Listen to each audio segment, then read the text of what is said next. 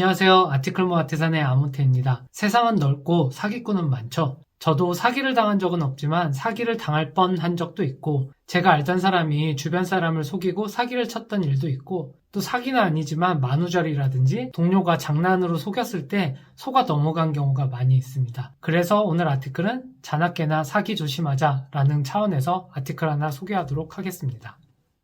오늘 아티클의 제목을 한마디로 하면 거의 모든 사람들이 조심해야 될 내용들이다 라는 얘기고요. 이 트레이시 허스나라는 사람의 사기 행각에 대한 얘기입니다. 오늘의 주인공인 트레이시 허스나 그리고 그녀의 남편인 데럴 허스나, 이 화면은 이 부부가 운영하는 엘리트 럭스라이프라는 VIP 컨시어지 서비스 하는 회사의 홈페이지고요. 두 부부의 사진이고, 유튜브도 있는데요. 홈리스 밀리어네어. 돈은 없지만 엄청 럭셔리하게 사는 생활 모습을 찍어서 올리는 채널인데요. 아직도 유튜브에서 찾을 수가 있습니다. 이 아티클의 처음은 좀 전에 말씀드렸던 것처럼 엘리트 럭스라이프라는 VIP 컨시어지 서비스를 하고 있고, 홈리스 밀리어네어라는 유튜브 채널을 운영 중이다 라는 얘기를 하고 있고요.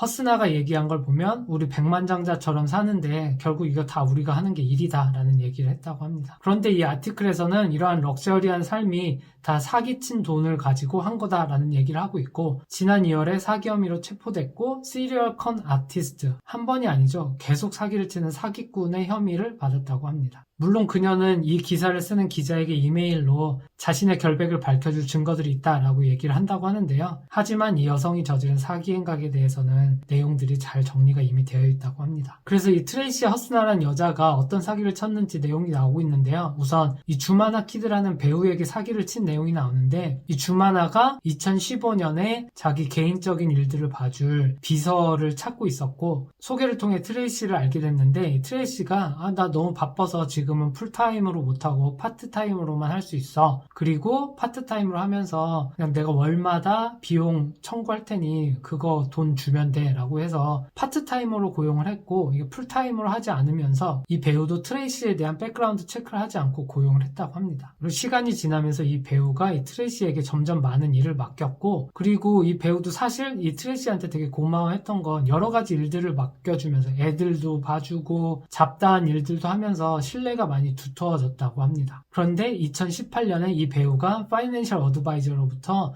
너 지출이 너무 많다, 그래서 좀 줄여야 될 필요가 있다, 이런 조언을 받았다고 하고요. 이런 상황이 됐을 때에도 그녀의 비용 절약을 도와준 건 트레이시였다고 합니다. 휴가라든지 가정부라든지 수선이라든지 이 모든 거에서 저렴한 딜을 찾아주고 했다고 합니다. 근데 알고 봤더니 문제가 이 배우가 쓰는 지출이 문제가 아니라 트레이시가 이 배우 몰래 이 배우의 계좌에서 돈들을 빼가고 있었다는 거죠. 심지어는 아이들의 대학 등록금 세이빙 계좌에서도 돈을 빼갔고, 이렇게 뺀 돈을 가지고 트레이시는 통신요금, 식당, 나이트클럽, 호텔, 보석 등을 사는 데 사용을 했고, 확인을 해보니 총 30만 불 정도를 이렇게 유용을 했다고 합니다. 그리고 이 배우의 명의로 원래 신용카드도 발급을 받았고요. 이렇게 밝혀진 사실을 트레이시에게 말하니까 처음에는 부정을 하다가 이후에는 울면서 무릎 꿇고 사죄하고 용서해달라고 했다고 합니다. 약간 이런 게 사기꾼의 전형적인 것 같아요. 밝혀지면 잘못했다, 한 번만 용서해줘라. 그래서 이 배우도 울면서 사죄하는 트레이시에게 법정으로 가지 않고 개인적으로 해결하기로 하고, 그동안 유용한 돈은 갚는 걸로 합의를 봤다고 합니다.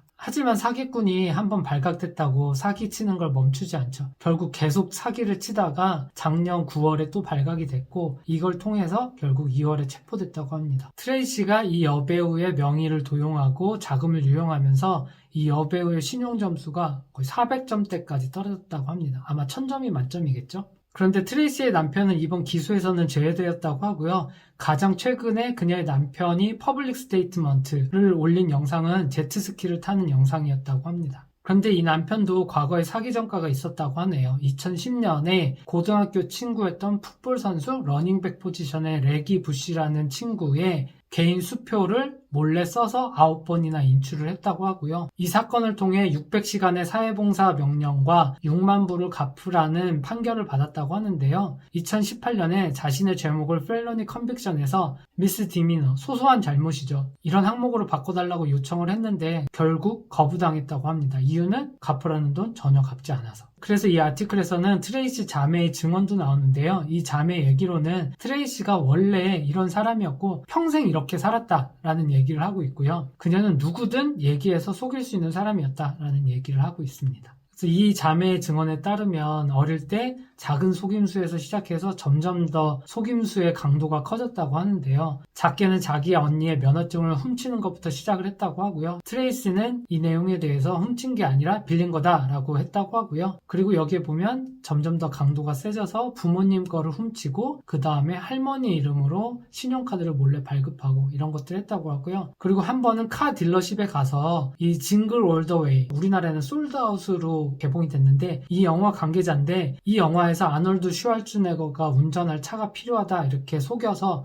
차를 빼냈다고 합니다. 2005년에는 인력사무소에서 근무를 했는데요. 어떤 회사가 인력을 요청하면 인력을 제공해주고 수수료를 받는 형태인데 가상으로 계약직 직원을 만들어서 비용을 갈취하고 이 가상의 계약직 직원이 실존하는 것처럼 만들기 위해서 신분증 위조하고 그래서 어떤 회사는 가상의 직원한테 한 16만 8천 불, 한 2억 원 정도를 지불했다고 하고요. 이 회사뿐만 아니라 전체 사기 금액 규모를 보니 거의 50만 불 이상, 6억 원 이상의 사기를 벌였다고 합니다. 그리고 이 아티클에서는 트레이시가 이 외에도 다양한 사기 전적이 있다고 얘기하고 있는데요. 그래서 얘기를 하는 게 가짜 수표로 차도 사고 렌트도 내고 건조기도 사고 남의 명의를 가지고 크레딧 카드도 만들고 냉장고도 훔치고 자기 여권이 압수됐을 때는 남의 명의로 여권을 만들기도 하고 그리고 여기에 보면 감옥에 감금돼 있다가 탈옥한 경우도 있었다고 합니다. 앞에서 얘기했듯이 지난 2월에 체포되고 트레이시가 보석을 받은 상태인데요. 야, 이게 다 진짜 진실이면 내가 보석을 받을 수 있었겠냐? 라는 얘기를 했다고 합니다. 역시 사기꾼은 뻔뻔해야 돼요. 명백한 증거가 나오기 전까지는 무조건 우기는 게 사기꾼인 것 같습니다. 또 다른 피해자의 얘기가 나오는데 간단하게만 얘기하면 제클린 엘만이라는 여성이 2008년에 팜스프링스에서 로스앤젤레스로 이사하게 됩니다. 이사를 하게 되면서 가구가 필요해서 크레이그리스트에서 가구를 검색하다가 트레이시가 올린 리스트를 보게 됐고 그래서 연락을 했는데 가구를 되게 싼 가격에 줬고 직접 배달까지 해줬고 그러면서 얘기를 하는데 트레이시가 지금 집에 문제가 생겨서 잠시 갈 곳이 없어졌다라고 얘기하니까 제클린이 그러면은 내 팜스프링 집 원래 렌트 주려고 했는데 여기에 잠시 머물러 이렇게 하면서 친해졌다고 합니다. 그렇게 점점 친해졌는데 전형적으로 또 사기를 당한 거예요. 자기 구찌 지갑 같은 것들이 사라지기도 하고 이 사건이 벌어진 이후에 제클린이 얘기하는 건 트레이시가 정말 사람들을 어떻게 조종하는지를 아는 것 같다. 정말 신뢰할 수 있는 사람으로 느끼게 만들었다라는 얘기를 하고요. 그리고 제클린이 팜스프링스에 있는 집을 트레이시에게 빌려주게 된 거에 대해서도 얘기하면서 트레이시가 상대방이 어떻게 하면 도움을 줄 수밖에 없는지 그런 포지션을 정말 잘 아는 것 같고 결국 내 입장에서도 도움을 요청해서가 아니라 어쩌다 보니 내가 도움을 그냥 주겠다라고 하는 상황까지 만드는 것들을 트레이시가 했다라는 얘기를 하고 있습니다. 여기에서도 여전히 이러한 일들이 발각되자 트레이시는 무릎 꿇고 울면서 잘못했다라면서 빌고 그랬다고 합니다. 그러면서 이 아티클에서는 이 트레이시가 상표권을 도용한 사건에 대해서도 얘기를 하고 있는데요. 베이컨 비치? 이름은 좀 특이한 것 같아요.